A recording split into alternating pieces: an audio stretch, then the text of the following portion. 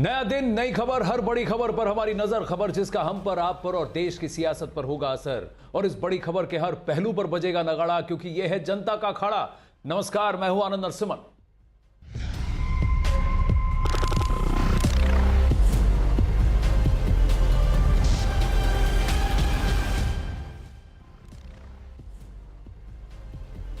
प्रचार पर क्या बैन लगा, ममता बनर्जी धरने पर बैठ गई। आज शुरुआत करते हैं ममता बनर्जी के धरना पॉलिटिक्स से। बंगाल में, कोलकाता में गांधी के महात्मा गांधी की प्रतिमा के सामने पश्चिम बंगाल में चुनावी दंगल पर जिस तरह से ये आर पार की जंग चल रही है, ममता बनर्जी पर चुनाव आयोग ने आज शाम 8 बजे तक कैंपेनिंग यानी चुनाव प्रचार से पर बैन लगा दिया है। तो वो धरने पर बैठ गई हैं और बैठी कहां पर हैं? गांधी जी की मूर्ति के सामने। वहां पर कहा ये कहकर कि ये डेमोक्रेसी पर आक्षेप है। 12 तारीख को जो उन पर बैन लगा है, तृणमूल कांग्रेस ने कहा कि ये democracy black day in democracy है, लोकतंत्र गणतंत्र पर आक्षेप है। उन्होंने इलेक्शन कमीशन को, चुनाव आयुक्त को, ईसी को एक्सट्रीमली कॉम्प्रोमाइज तक कह डाला। ये भी कह डाला कि वो प्रधानमंत्री नरेंद्र मोदी और गृह मंत्री अमित शाह के इशारों पर नाच रहा है चुनाव आयोग। लेकिन वही चुनाव आयोग है जिसने आज राहुल सिन्हा पर 48 घंटों का कैंपेन बैन लगाया है। वही चुनाव आयोग है जिसने दिलीप घोष को भी टोका है और कहा है कि इस तरह की टिप्पणी बर्दाश्त नहीं होगी।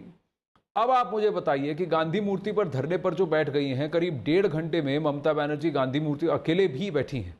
तृणमूल कांग्रेस के किसी नेता ने उनके साथ आने की इजाजत नहीं दी गई है। ममता बनर्जी का यह धरना चुनाव आयोग के फैसले के खिलाफ है। चुनाव आयोग ने भड़काऊ भाषण देने के मामले में एक दिन पहले ममता बनर्जी के चुनाव प्रचार पर 24 घंटे की रोक लगा दी थी। अब ममता बनर्जी ने कुछ दिन पहले एक रैली में मुस्लिम वोटर्स को के वोट ना बांटने की अपील की थी। उन्होंने असदुद्दीन ओवैसी को शैतान तक कहा था। अब चुनाव आयोग की इसी बयान पर चुनाव आयोग ने कार्रवाई की है। अब चुनाव आयोग इस मामले में ममता बनर्जी के जवाब से बिल्कुल संतुष्ट नहीं था, क्योंकि उनके जवाब में भी कई सारी आपत्तिजनक टिप्पणियां थी। अब इसलिए आयोग ने आचार संहिता तोड़ने के उसको दोषी मानते हुए और आईपीसी की कई धाराओं में उनको गुनहगार मानते हुए उन पर एक कार्रवाई की है। अब धरने पर अकेली बैठी ममता बनर्जी ने पेंटिंग बनाई। पेंटिंग बनाने के बाद ममता बनर्जी ने लोगों को भी इसे दिखाया। अब कहीं ना कहीं अगर आपका स्टार कैंपेनर चुनाव नहीं कर पाए तो कोई तरीका तो होना चाहिए जिससे कि किसी तरह की सिंपैथी, किसी तरह से ममता बनर्जी पर अटेंशन हो। और प्रचार ना किए बना भी धरना पॉलिटिक्स के जरिए कम से कम अपनी बात वो लोक जनता के सामने रख सके और तृणमूल कांग्रेस के लिए कुछ ना कुछ तो कर सके। कहीं ना कहीं ये पूरा जो है ये एक सोची समझी नीति है, रणनीति है।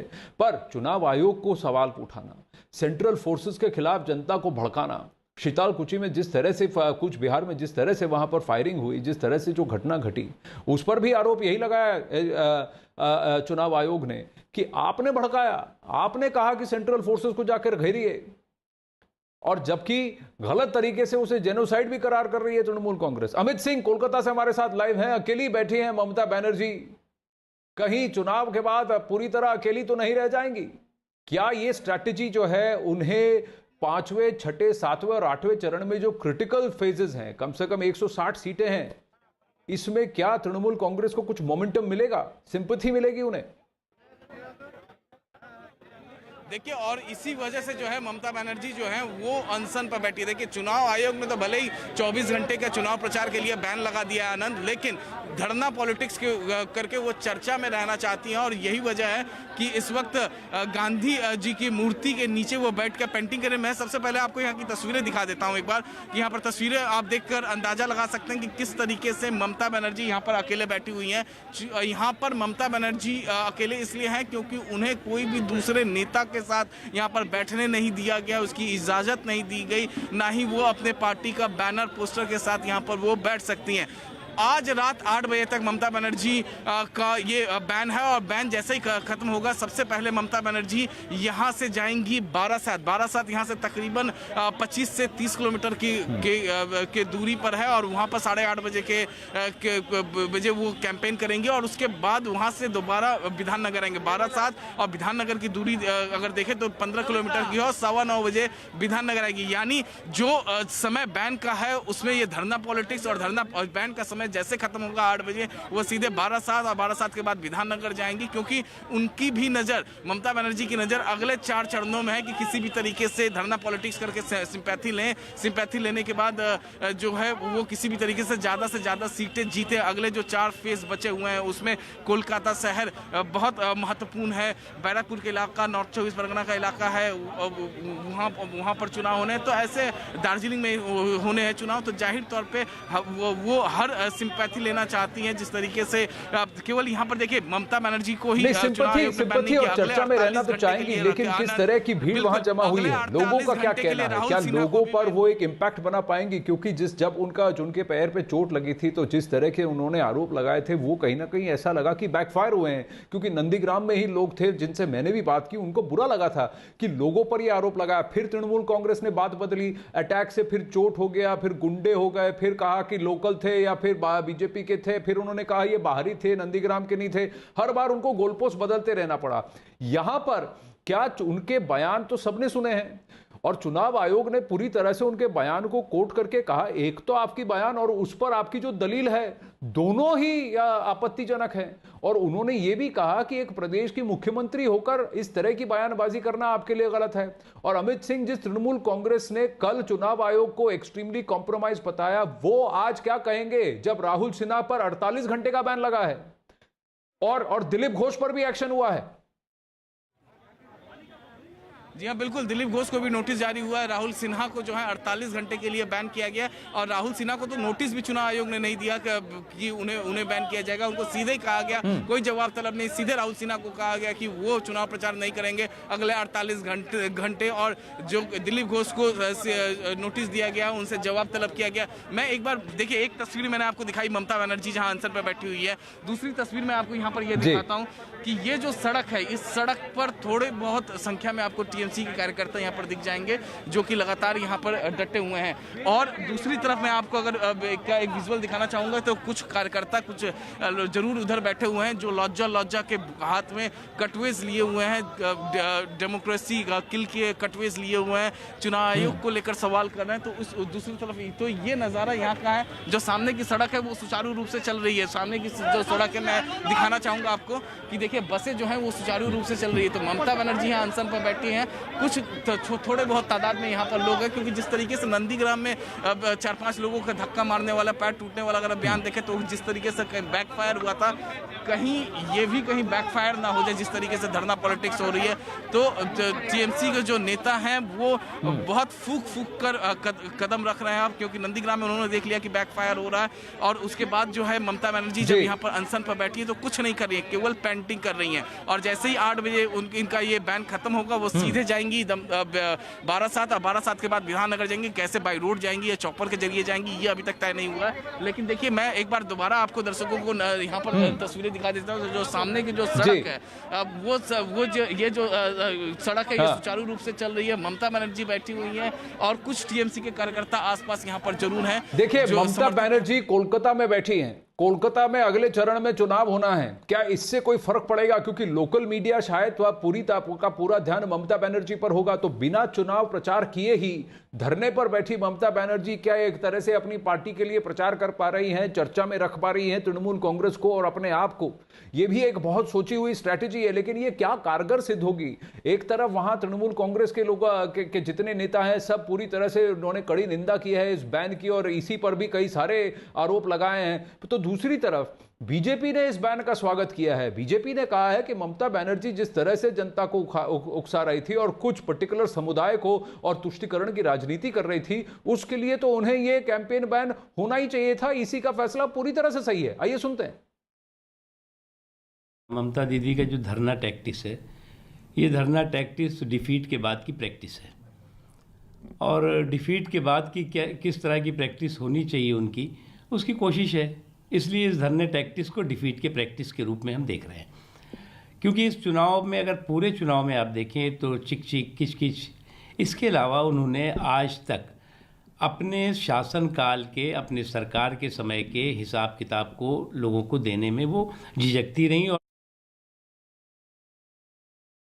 वो बार बार लोगों को उकसा करके चुनाव को बाधित करने का प्रयास कर रहे हैं। चुनाव कमीशन को टारगेट कर रहे हैं, ईवीएम को लूटने के लिए बोल रहे हैं, जो एंटी सोशल हैं उनको उतार दिए हैं, सेंट्रल फोर्स को अटैक कर रहे बार बार। उसका परिणाम वहाँ की इतने लोगों की जाने गई है। इसकी पूरी जिम्मेदारी ममता बनर्जी की है और इसीलिए उनको चुनाव से अलग करना है। लेकिन दुर्भाग्य से चुनाव कमीशन का निर्णय न मानते हुए और रास्ता में उतर कर आंदोलन कर रही है।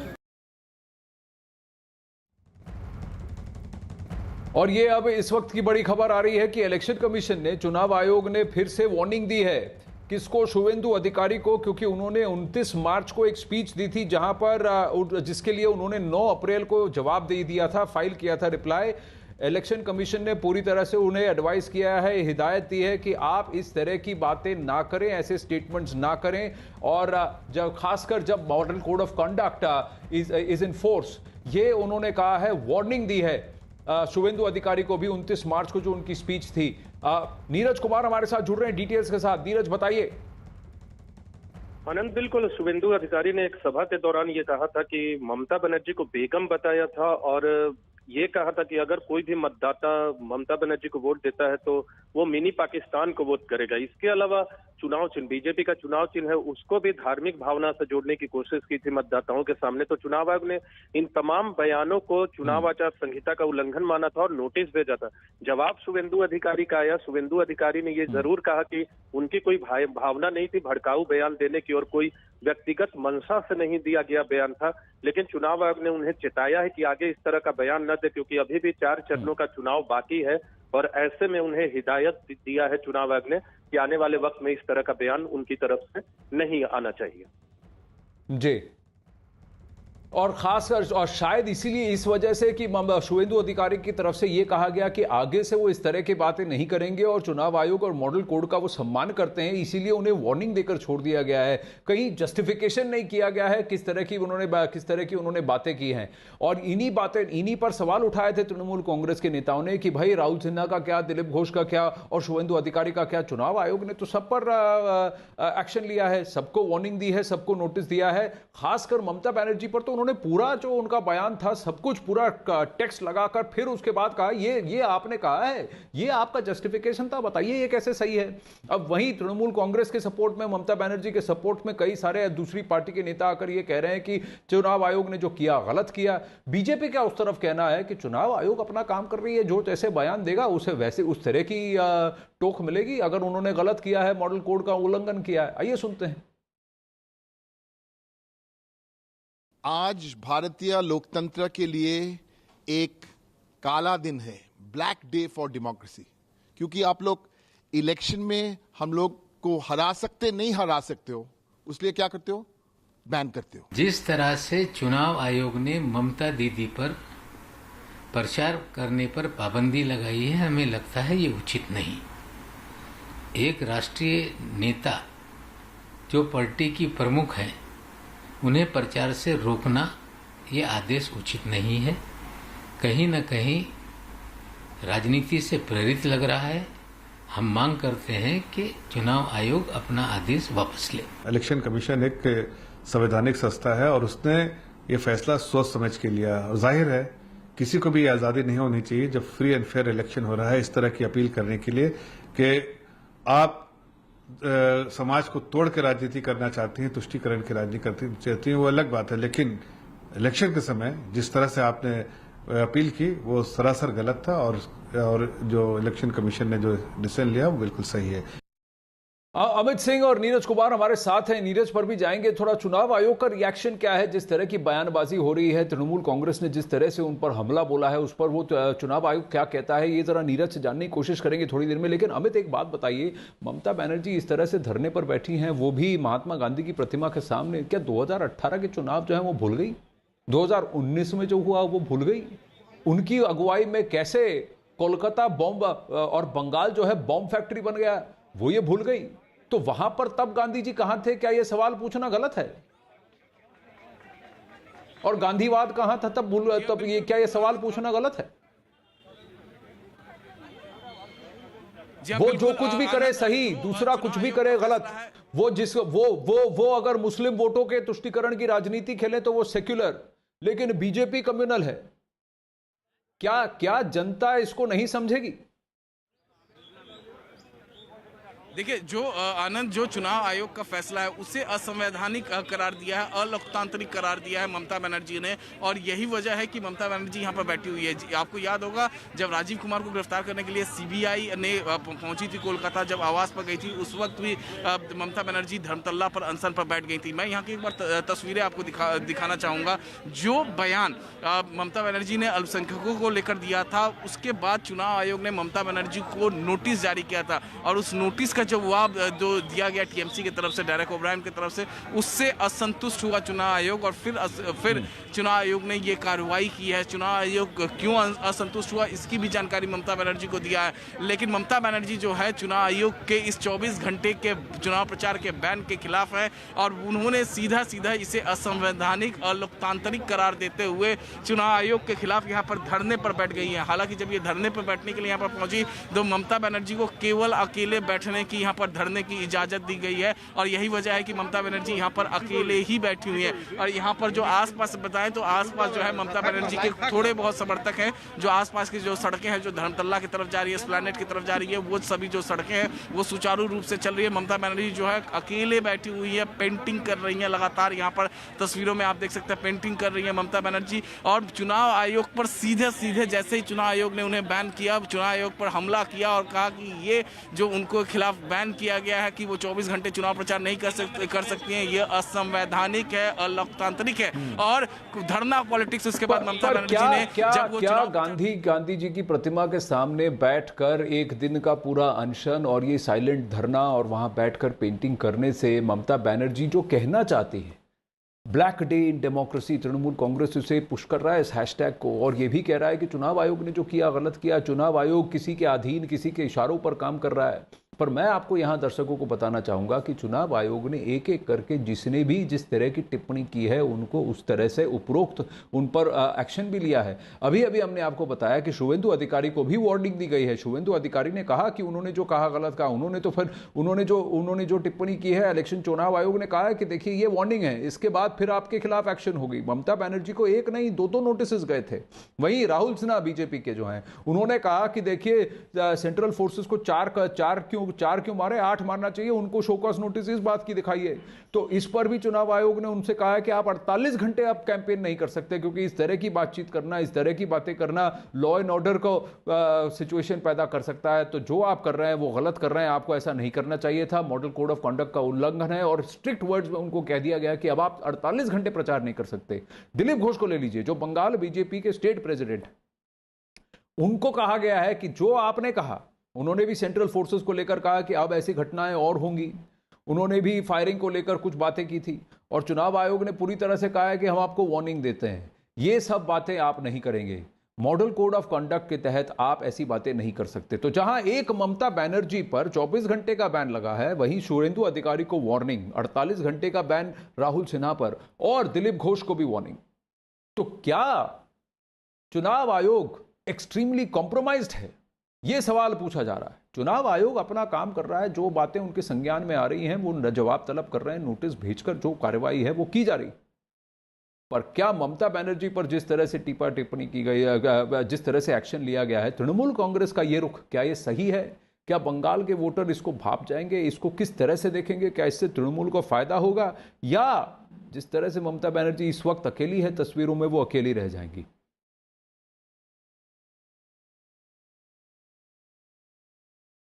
नीरज कुमार हमारे साथ है। नीरज, एक बात बताइए, चुनाव आयोग को एक्सट्रीमली कॉम्प्रोमाइज कह रही है तृणमूल कांग्रेस की लीडरशिप। राज्यसभा के एमपीज जैसे डेरेक ओब्रायन, उन्होंने इस तरह के ट्वीट किए हैं चुनाव आयोग के खिलाफ। कोई रिएक्शन है चुनाव आयोग का? देखिए, चुनाव आयोग का जो रिएक्शन है वो हमारे सामने है। 24 घंटे का बैन लगाना राज्य के मुख्यमंत्री को वो कम बड़ी बात नहीं, और चुनाव आयोग के अंदर से जो हमें खबरें मिली है कि ये तो सिंबॉलिक है, प्रतीकात्मक तौर पे बैन लगाया गया है, क्योंकि जिस तरह से ममता बनर्जी और टीएमसी की तरफ से बार बार न सिर्फ भड़काऊ बयान बल्कि चुनाव आयोग पे हमला किया जा रहा है, उससे चुनाव आयोग नाराज है। और चुनाव आयोग के साथ ममता बनर्जी और टीएमसी की यह दावत आज की नहीं है आनंद। आपको याद होगा 2014 के लोकसभा चुनाव में भी इस तरह का माहौल पैदा हुआ था, 2016 के विधानसभा चुनाव में इस तरह के माहौल पैदा हुए थे, 2019 के लोकसभा चुनाव में ऐसी स्थिति हुई थी और 2021 के विधानसभा चुनाव में भी माना जा रहा था कि ऐसा कुछ होगा। लेकिन इस तरह की स्थिति आएगी कि ममता बनर्जी पे बैन लगाना होगा चुनाव आयोग को, इसकी उम्मीद नहीं थी। लेकिन ममता बनर्जी जिस तरह से हमलावर है चुनाव आयोग पे, तो चुनाव आयोग को एक दिन का प्रतीकात्मक बैन करने का फैसला तो लेना पड़ा। लेकिन दूसरी तरफ आप भारतीय जनता पार्टी के नेताओं की बात कर रहे थे, राहुल सिन्हा पे 48 घंटे का बैन है, दिलीप घोष को अभी नोटिस भेजा गया है। लेकिन इनके जो बयान है वो बयान भड़काऊ कहे जा सकते हैं, लेकिन वो चुनाव आयोग पे हमलावर वाले बयान नहीं है, चुनाव आयोग पे सवाल उठाने वाले बयान नहीं है। राहुल सिन्हा के मामले में तो मुझे अगर व्यक्तिगत तौर पे देखे ऐसा लगता है कि चुनाव आयोग ने थोड़ा ज्यादा ही 48 घंटे का बैन लगाकर उनको एक बयान दिया, उस पे नोट उनको 48 घंटे बैन लगाने का फैसला करके कहीं ना कहीं ज्यादा सख्त कदम उठाया राहुल सिन्हा के खिलाफ भी, क्योंकि उन्होंने अर्धसैनिक बलों को लेकर बयान दिया था कि 4 की जगह 8 लोगों को मारना चाहिए था।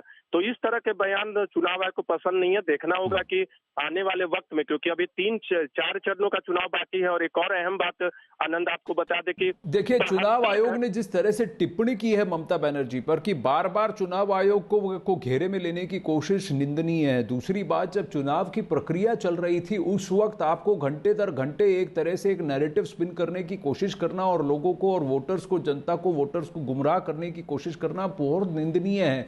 और एक प्रदेश के मुख्यमंत्री का इस तरह का व्यवहार पूरी तरह से उन्हें शोभा नहीं देता, वो जिस ओहदे पे हैं उसे शोभा नहीं देता, और चुनाव की इस पूरी प्रक्रिया, इस पूरे प्रकरण को शोभा नहीं देता। चौथे चरण के चुनाव के बाद 5वें चरण के चुनाव में बहुत तेजी आ चुकी है। और मैं बता रहा हूं आपको, दर्शकों को बताना चाहूंगा, 5, 6, 7, 8 इसमें से 5वां और 6ठा फेज डू और डाई है। अखाड़ा में लेंगे एक छोटा सा ब्रेक, बने रहिए।